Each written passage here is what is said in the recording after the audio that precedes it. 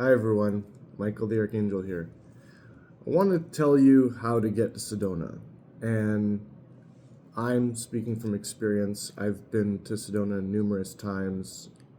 I'm from Ottawa, Ontario, Canada, and Sedona has changed my life in more ways than one. And I'm sure any of you who have visited Sedona or live in Sedona comprehend what I'm saying. So first off is the Sedona Pull. This is when you start thinking about Sedona a lot. This is when you start researching Sedona. This is when you see signs or synchronicities of Sedona coming into your daily life quite often. And you feel this urge and pull to go there, this interest. It starts off with a curiosity and interest of the sacred, holy vortex land of Sedona, heaven. That's where it starts. Then is really you have to do the leap of faith to get there. Sedona starts healing you and preparing you wherever you're at in the world first, helping you cut cords with people, places, and things that don't serve your highest and greatest good. And Sedona helps you remove roadblocks and blockages and things or people that are preventing you from advancing. And a lot of times what happens is people think that they can plan their way to Sedona, and in some ways that's true. Like if you're willing to spend more money, like pay the toll per se on hotels and excursions and stuff like that, then yeah, it's easier to plan your vacation in Sedona as by yourself or with your partner or with your family. So if you're spending more money, then yeah, it's easier to plan to go to Sedona. However, if you're wanting to go to Sedona for spiritual advancement, healing, and growth, which is recommended to go alone, by the way. Let's say you're driving or whatever it may be. Then you have to do several leaps of faith. You have to really want to go to Sedona. And you have to act sort of quickly. I advise not to tell anyone or many people that you're going to Sedona, because the moment that you bring up the word Sedona, it begins to trigger people, and those that are programmed or less awakened than you will automatically, without intending to, try to prevent you from going to Sedona. And that's part of the Sedona Shield process as well, that extends beyond Sedona, which is testing to see your willpower and strength, to see if you actually want to go to Sedona to grow and advance. So me personally, from my personal experience, I've had to just drop everything and go to Sedona and not tell anyone until I got there. Sometimes you'll have to like turn off your phone or block people, like family and friends and stuff like that, because you will have many distractions from usually your closest family and friends while you're trying to get there. Like for example, like these are all just really tests of your own willpower and strength. For example, let's say you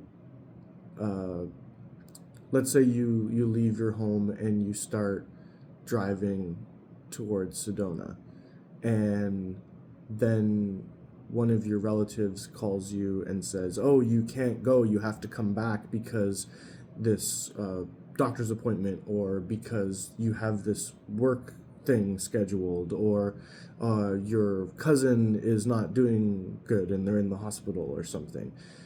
There will be several weird things that will start happening to you because you've told people that you love that you're going to Sedona, or they get a feeling that you've left and you're not giving them light anymore.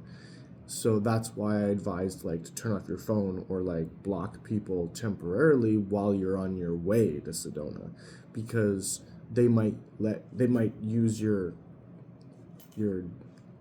compassion against you without realizing it, because things will start manifesting where you're from to try to get you pulled back. So while you're getting the Sedona pull to Sedona, you're also getting your hometown and people trying to pull you back. And that's where you have to have that, continue to have those leaps of faith and trust and that willpower and strength to just continue moving forward to Sedona. So I usually experience 5 leaps of faith moments on the way to Sedona, where I go through like doubts of like, am I doing the right thing? Should I be going there?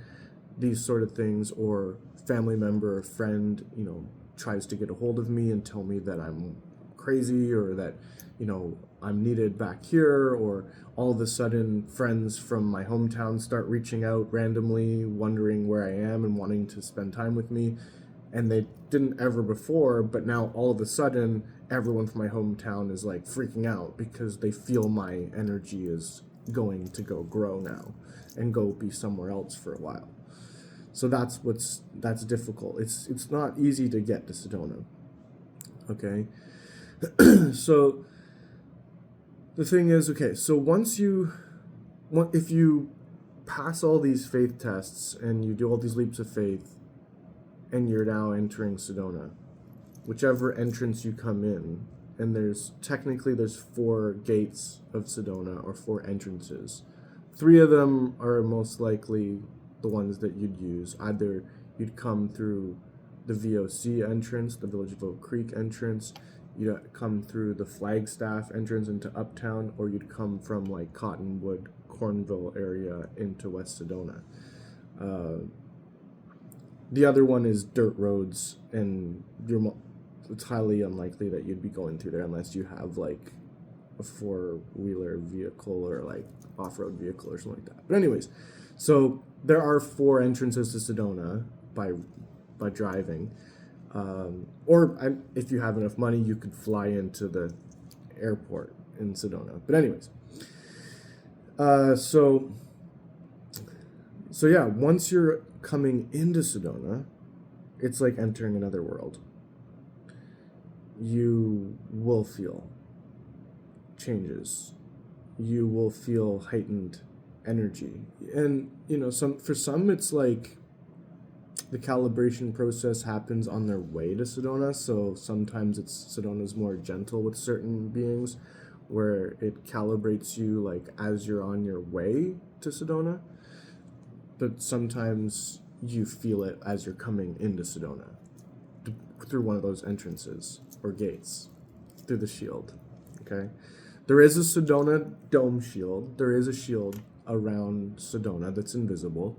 It's kind of looks like the Simpsons movie dome, where there's like a hole in the top, where like that's where the UFOs come through. Anyways, you'll find out more about that later. So yeah, once you enter the Sedona Shield, you'll feel, usually you'll feel at peace, or you'll feel heightened awareness, and you'll be perhaps overwhelmed by the breathtaking landscapes and mountains and things like that, and just in wonder and awe. You might be nervous, whatever.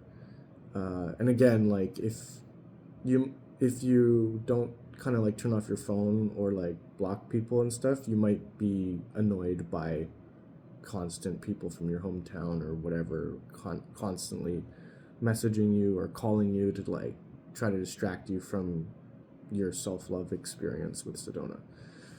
So yeah, once you get to Sedona, I can't really tell you what's going to happen, because Sedona works its magic on each individual differently. However, what usually happens is Sedona will bring all of your stuff to the surface and show you the mirror through various people and things and situations and things like that. almost right away. Like you'll usually have a moment of like the wow factor of like, wow, it's so beautiful here, and you'll feel like anybody else being like, this is such a welcoming, magical place. And then the teaching starts in different ways from different spirit and the land and vortex energies and all the people that are there holding space for you. Yeah. And sometimes Sedona sets you up with a different guide or several guides to help you along your journey, or brings you new friends or whatever. Sedona will test you, and a lot of times what happens is that when people come to Sedona at first, they can't shut up about where they're from. That's something I've noticed because I lived in Sedona for a year, and I realized, like, through seeing how other new people act, it showed me how I used to act when I was first brand new to Sedona, is that people continuously can't, like, you're seeing them in the letting go process of like becoming in the present moment. Like they're not able to like let go of like where they're from. They're like constantly talking about, I'm from this place and this place, da da da, this happens and da da da. And the people that have been in Sedona for a while are compassionate, yet they're also kind of like rolling their eyes, being like, okay, like you're in Sedona now, like have a swim in the creek, like enjoy yourself, go for a hike, you know, like enjoy Sedona, like you're not where you're from, like you're here in Sedona, a different place now. So like enjoy the higher dimensional energy now, right? So I think that a lot of people can resonate with that who have been in Sedona for a while.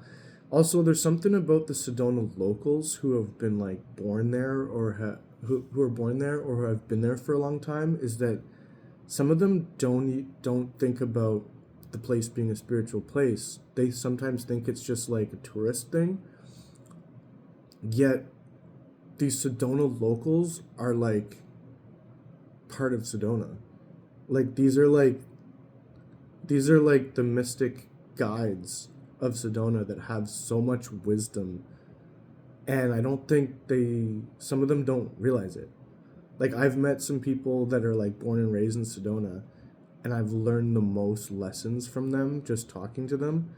Yet they're like so used to the energy there that they think that it's normal. Like that's their normal energy. So they're like ingrained in the Sedona love. So they might not be spiritual or anything like that. They're just like, yeah, like this is like a normal day. But they're really usually happier and more at peace type people. So that's what's kind of funny, is that it's the locals that don't appear spiritual, some of them, but the locals don't appear spiritual, yet they are super spiritual. So it's pretty cool. And then you have like the tourism, stuff and all that, which is also beautiful and great for if you have some money to spend. There's a lot of amazing things. There's tons of crystal shops, tons of hiking trails, different vortices to visit, and it's really just about, for me it's like about the people, not so much the place. The energy of the place does a lot on the people, but for me I usually like it for community more and for interacting and having amazing conversations with people. But anyways, yeah, once you're in Sedona, you have to like go with the flow, and you have to like be like a yes man or yes woman. You have to like go do things that scare you sometimes, right? So if you're invited to like an ecstatic dance or something like that, like go to it. There's also the thing that's called like Sedona spits you out. That's a common one. So once you're done with Sedona, or Sedona's done with you, you'll get spit out, which is saying that once you're not aligned with the Sedona energy anymore, or you're supposed to be somewhere else, or you're supposed to return home, or whatever it may be, Sedona will spit you out. So like certain guides and stuff just won't be coming around you anymore. You might get the cold shoulder from people there if you're there too long. Certain opportunities won't arise for you anymore that were like, or the magic starts to fade away, stuff like that. And that's when you know that it's like, okay, you're supposed to be somewhere else now. And sometimes it'll be like a job offer from somewhere else that pulls you out of there. It could be a family member, a friend that calls you and like offers you an opportunity or says something. But if you keep resisting it, then some negative things could manifest in your hometown to pull you back. Could be past loved one. Various things could happen just to get you out of Sedona. Like, it doesn't matter how you get spit out, but you get spit out. However, there's something interesting about that, is that some occasions when Sedona tries to spit you out, you can compromise with Sedona, and you can say no. So Sedona is really just offering you a choice to leave, and sometimes you can stand your ground and say like, no, like I'm staying to be of service, or I'm staying because I love this place or whatever. And Sedona will be like, oh wow, you passed the test and here's an apartment now, or here's an opportunity, here's a job now, or something like that. So there's also that too. So you don't necessarily have to leave Sedona unless like you want to. So yeah, like I would also advise, like, if you're in a relationship, don't go to Sedona with your partner, because usually Sedona will break you up or make you go on a break from each other so that you can get individual healing and growth from Sedona. Again, sometimes you might think, like, you might be an ego thinking you're all healed and all perfect and all good and high consciousness and stuff, and Sedona will, like, humble you real quick from that. Or you and your partner might think, yeah, nothing can separate us, and we're like amazing together. We've been together for a very long time, and we're very strong, and da da da. And Sedona will be like, no, I need to teach you individually, so I need to separate you two for a while. And if you're meant to be, Sedona will put you back together. Interesting stuff. So again, if you're going there for spiritual growth, I suggest going alone. Or if you're going with friends, then you got to realize that there's a lot of self-love work you need to do alone. And you can't just be with your friend the entire time, because Sedona will separate you from your friend so that you learn from other people and they learn from other people or situations and things like that too. So yeah, with visiting Sedona several times and also being there for a full year, like living there, you know, I've done a lot there. I've stayed in hotels, I've couch surfed, I've stayed in my vehicle in the desert. I had my own apartment there. Like, I got to know, like, you know, the wealthy of Sedona, the middle class, the lower class. Like, I've done my research, and there's always more to learn. So, and my future plan to give back to Sedona is Sedona Schnebley Home Hostel and Community Center, in honor of Starheart and the Castle. So I want to give back to Sedona, and that's what I want to be my contribution for all that Sedona's done for me. So anyways, yeah. Really though, enjoy Sedona. If you feel like you're supposed to be there, then you're supposed to be there. So drop what you're doing, pack a bag, and bring plenty of water, and enjoy Sedona. And flow with it, and let Sedona work her magic on you. Believe me, no matter who you are, You will become a changed person for the better after being and visiting Sedona. Much love and light. Peace.